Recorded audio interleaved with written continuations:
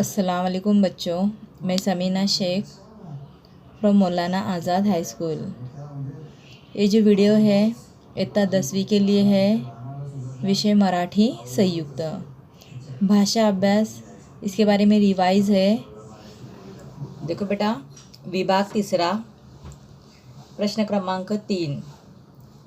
तो ये जो प्रश्न क्रमांक 3 है व्याकरण घटकावर आधारित, मतलब ग्रामर पे डिपेंड रहता है। तो इसमें सवाल किस तरह से रहता है, तो पहला जो सवाल रहता है काल पे डिपेंड रहता है, 2 मास के लिए, जिसमें एक काल ओळखा करके सवाल पूछा जाता है और दूसरा काल बदला करके ऐसे सवाल रहता है। 2 मास के लिए ये सवाल रहता है बेटा। तो ये सवाल देखेंगे हम लोग। सवाल क्या है देखो, सूचनेनुसार सोडवा। तो जो भी यहाँ पे सूचना दी गई है तो उसके हिसाब से आपको उसको सॉल्व करना है। पहला सवाल है सुगीचा मौसम येईल। तो यहाँ पे येईल ये जो है काल भविष्य काल दर्शाता है। तो आप आगे जो है या जब आंसर पेपर में लिखेंगे तो 1 नंबर डाल के भविष्य काल लिखेंगे। ओके, नेक्स्ट दूसरा है त्यांनी नवी नावे घेतली। तो ये घेतली मतलब भूतकाळ हो गया, भूतकाळ का आपको भविष्य काल करना है। तो इसका जुमला क्या बनेगा, ते नवी नावे घेतील, ते नवी नावे घेतील। तो इस तरह से बेटा ये जुमला होगा। आगे नेक्स्ट देखो, वाक्य प्रचार, योग्य अर्थ निवड़ा। अभी इसमें से आपको 2 मीनिंग दिए गए, 2 मीनिंग में से एक सही मीनिंग है तो आपको ढूंढना है।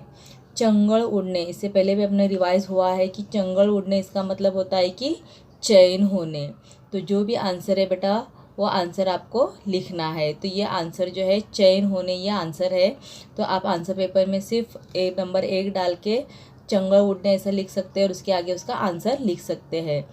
ओके, नेक्स्ट हवाली करने। तो हवाली करने मतलब ये पहला वाला जो आंसर है सोपवणे, ये वाला सही आंसर है। हवाली करने मतलब सोपवणे। नॉर्मली हम बोलते हैं कि मैंने कोई चीज़ उसकी हवाली की, तो हवाली की मतलब किसी को कोई चीज़ दे देते हैं, तो इसका मतलब मराठी में सोपवणे होता है। हवाली करने ऐसे भी होता है। नेक्स्ट देखो, भाषिक संपत्तिवर आधारित। ये ऊपर की जो एक्टिविटी थी वो 2 मार्क्स के लिए, अभी ये 1 मार्क्स के लिए है। समानार्थी शब्द लिखना है। 2 शब्द लिखने के लिए बेटा आपको 1 मार्क्स है। तो नदी, तो नदी का समानार्थी शब्द सरिता होता है बेटा। नदी का समानार्थी शब्द सरिता। दूसरा देखो काळोख, काळोख का मतलब होता है अंधेरा। ओके, तो मराठी में इसको अंधार ऐसे लिखेंगे, समानार्थी शब्द। नेक्स्ट देखो बेटा, यहाँ पे क्या है, पुढील अक्षरापासून अर्थपूर्ण शब्द बनवा। मतलब यहाँ पे ये जो अल्फ़ाबेट दिए गए हैं मराठी में, तो ये आगे पीछे दिए गए हैं, तो उसको तरतीब से लगा के एक मीनिंगफुल शब्द तैयार करना है। क नी दै, तो दैनिक, तो इस तरह से यहाँ पे बेटा दैनिक इस तरह से लिखेंगे। नेक्स्ट देखो मारायण, तो इसका होता है रामायण, तो यहाँ पे रामायण ऐसे लिखेंगे। नेक्स्ट देखो, लेखन नियमानुसार लिहा। मतलब लेखन नियमानुसार आपको यहाँ पे खानापुरी जो भी है भरनी है। मतलब यहाँ पे सही शब्द छाट कर लिखना है। सुपीक सुपीक सुपीक सुपीक। अभी पढ़ने में तो अपने को ऐसा लगता है कि सब सही है, लेकिन बेटा कहीं ना कहीं काना मात्रा की वेलांटी होती है। तो इसमें से ये दूसरा वाला जो अल्फाज है ये सही है, सुपीक। तो आपको उसको इस तरह से लिखना है, आंसर में लिखना है कि जो सही अल्फाज है उस सही अल्फाज को लिखेंगे। नेक्स्ट देखो, ये सुगरन सुगरन सुगरन सुगरन ऐसे बताया गया है। तो इसमें से ये पहला वाला जो अल्फाज है बेटा तो ये सही है, पहला वाला अल्फाज सुगरन। तो बेटा आप जो आंसर में सुगरन लिखेंगे, पहला वाला सही लिखेंगे। आगे देखो, विराम चिन्ह नावे लिहा। ये जो है पहला प्रश्न चिन्ह है, ओके, और दूसरा जो है उद्गार चिन्ह है। तो इसमें प्रश्नवाचक चिन्ह भी लिख सकते हैं, उद्गारवाचक चिन्ह भी लिख सकते हैं। तो आपको सवाल वो जो निशान दिया है उस निशान का नाम लिखना है। ऐसे ही मतलब ये पूरी एक्टिविटी जो है बेटा 8 मार्क्स के लिए हो गई। ऐसे ही और एक एक्टिविटी बेटा 8 मार्क्स के लिए है। पेपर में एक सवाल आता है 8 मार्क्स के लिए जो प्रश्न क्रमांक 3 रहता है। ओके, अभी देखो प्रश्न क्रमांक 3 व्याकरण घटनावर आधारित कृती। पहला सवाल जो है 2 मार्क्स के लिए, काळ ओळखा। पुढील वाक्याचा काळ ओळखून लिहा। मी दररोज शाळेत जातो। अभी जातो मतलब इससे पहले मैं आपको बताई हूँ, जातो खातो पीतो बसतो उठतो। तो यहाँ पे तो शेवट रहता है तो वो वर्तमान काल रहता है। तो ये क्या है, वर्तमान काल, ऐसे आप लिखेंगे। मतलब नंबर डाल के। दूसरा आगे देखो, सुमेधा खूब छान गात होती। अभी अगर आपको ये समझ में नहीं आता ना तो बेटा इसको आप हिंदी में ट्रांसलेट कर सकते हैं। तो हिंदी में ट्रांसलेट करने के बाद में आपको समझ में आ जाएगा कि इसका काल क्या है। तो सुमेधा खूब छान गात, क्या करना था अपने को यहाँ पे, काळ ओळखून लिहा।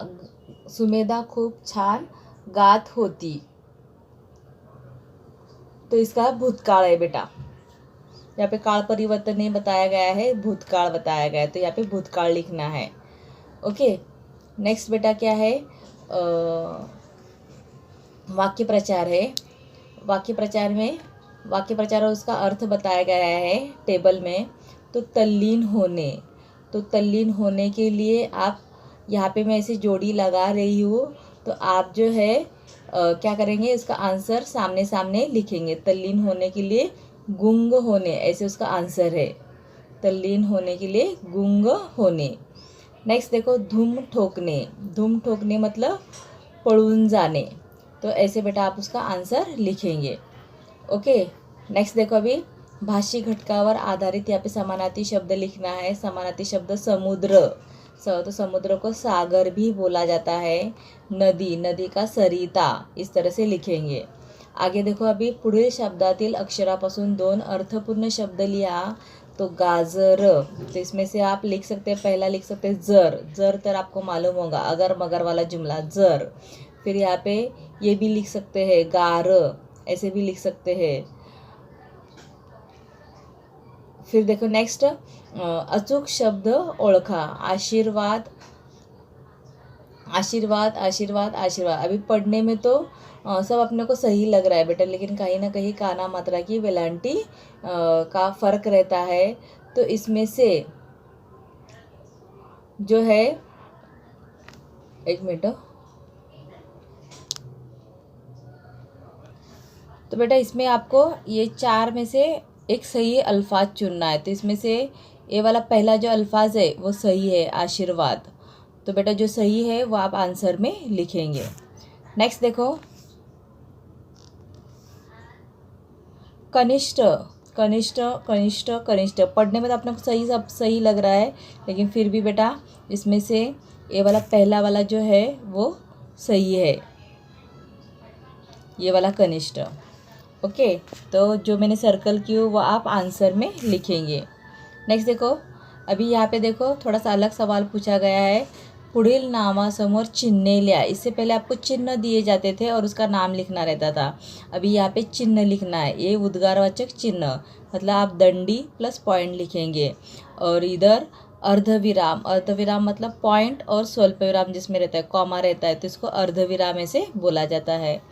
कि आई थिंक बेटा आप लोग को ये समझ में आ गया होगा।